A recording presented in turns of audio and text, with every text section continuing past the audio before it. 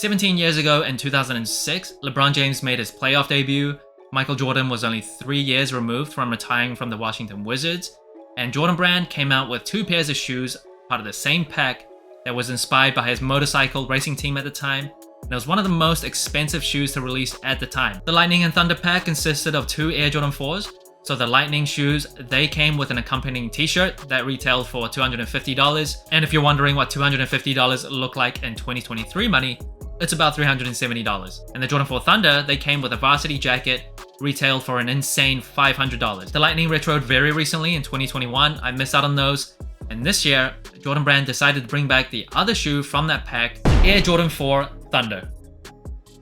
So this shoe, the original release date was 2006. They did come back in 2012, but on May 13th in 2023, this year, they're making another comeback. Now they're coming back with a retail price of $210, and according to Nike.com, they're gonna be as close to the OG as possible. Unfortunately, I don't have a pair of OGs in hand, so I can't confirm, but I will take Nike's word for it. I will say up front, I do prefer the Air Jordan 4 Lightning over this shoe, which is kind of surprising. I don't usually love colors that are that loud, but I think there's just something about that yellow. It's so unique, it's so different.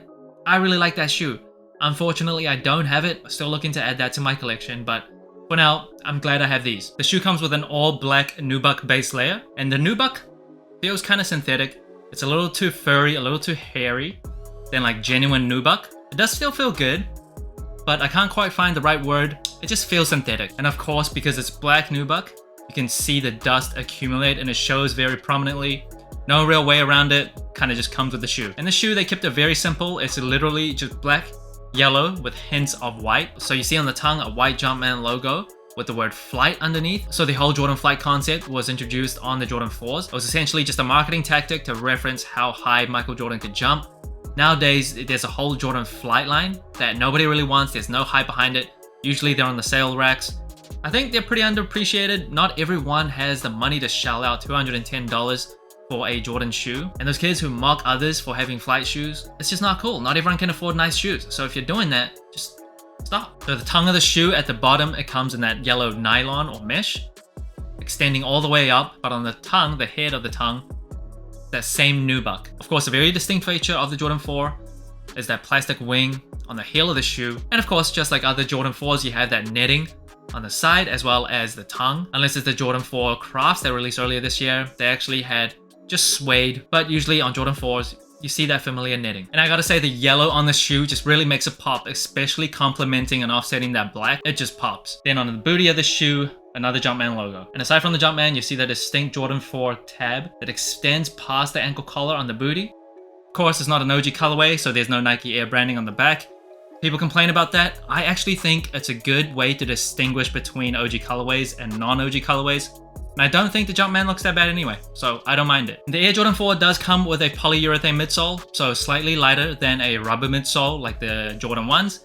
And it also has a Nike Air unit on the heel, which you can see obviously, and another Nike Air unit on the forefoot. And on the other sole of the shoe, you see that small Jumpman in the cutout mixed with herringbone traction. Best traction in my opinion. Obviously, I don't think most people play in the Jordan 4s nowadays, but if you were to do that, I think the traction would still hold up in 2023, simply due to the herringbone. And one thing about this shoe, the padding on the ankle collar as well as the tongue, very, very thick, very soft, feels very comfortable around those areas. I have more to say about the comfort of the Jordan 4s later, but at least on the tongue and the ankle collar, feels very nice. And the shoe comes with an upside down Air Jordan on the inside of the tongue. See that on some other shoes like the Jordan 5s. This shoe unfortunately doesn't come with any extra laces. I think if they came with yellow laces on this shoe, would really, really make this shoe pop. You see how the yellow accents on the other parts of the shoe really stands out. I think, at least in my head, I would like to see it with yellow laces. And the box of the shoe is a black Jordan Flight box with a yellow Jumpman in the middle. Apart from that, pretty simple box, yellow on the inside to complement the theme. And the Jordan 4 silhouette overall, just one of the best. I don't know if I like it more than like the 1 or the 3. Definitely not the 5. The 5 is my favorite. But I think the 4's top 3, top 4 of all Jordans all time. Looks so, so sick. Now moving on to size and comfort. I'm a size 9.5 true to size. I do have wide feet. And for the Jordan 4s, I always make sure to go up half a size. The Jordan 4 is a pretty stiff shoe. Even when you give it time to break in, I still feel like it's pretty stiff, especially in this toe box area, all the way up to the arch. If I went true to size for my wide feet, it would definitely hurt. So for Jordan 4s, don't experiment with going true to size. Every single time I go up half a size. So if you have wide feet, definitely keep that in mind. Comfort wise, like I said, it's a stiff shoe. The padding on the tongue as well as the ankle collar is pretty nice. It does feel soft, but overall it is just not the most comfortable shoe. A lot of people think it's probably the most uncomfortable Jordans, at least from Jordan 1 to 14. I currently don't own any like 10s or 14s, so I can't remember how those feel, but Jordan 4 in terms of discomfort, it's got to be up there. And that brings the total sole score to 17 out of 25. And kind of surprising because I thought this shoe would do better, but it is one of the lower ranked shoes out of all the shoes that I've reviewed. And I think because of the comfort level of the Jordan 4s, as well as the all kind of synthetic nubuck, that's where it really hurt the shoe. In terms of colorway, I think it's a very nice colorway. I do prefer the Lightnings, but overall, the yellow just really pops from the shoe. Versatility wise, the Jordan 4, one of the most versatile silhouettes ever. It just goes really well with so many different outfits.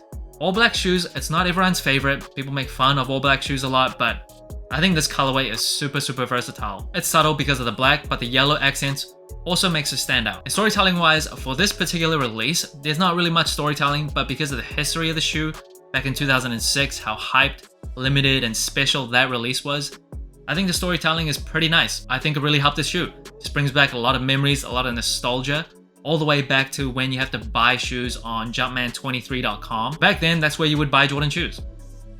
I was too young and too broke to get the Jordan 4 Thunders when they first came out in 2006 and in 2012 when they brought it back, but I'm really glad they brought it back in 2023. These are one of those shoes that I don't love, but I still really want it. Just brings back a lot of memories, a lot of nostalgia, and people around my age who were probably too young to buy shoes back in 2006 and probably didn't have the means in 2012. I think they would appreciate this opportunity this year. And if you're in that position right now and you want this shoe, really hope when they bring back the next time, maybe in a decade or so, you'll be able to capitalize. That's it. Thanks for watching Sole Inclined. Like, subscribe, comment, let me know what you think of the Jordan 4 Thunder. Do you prefer it over the Lightnings or do you like the Thunders better? Like, subscribe, comment, all the good stuff. And remember, tomorrow may never come, so wear your shoes.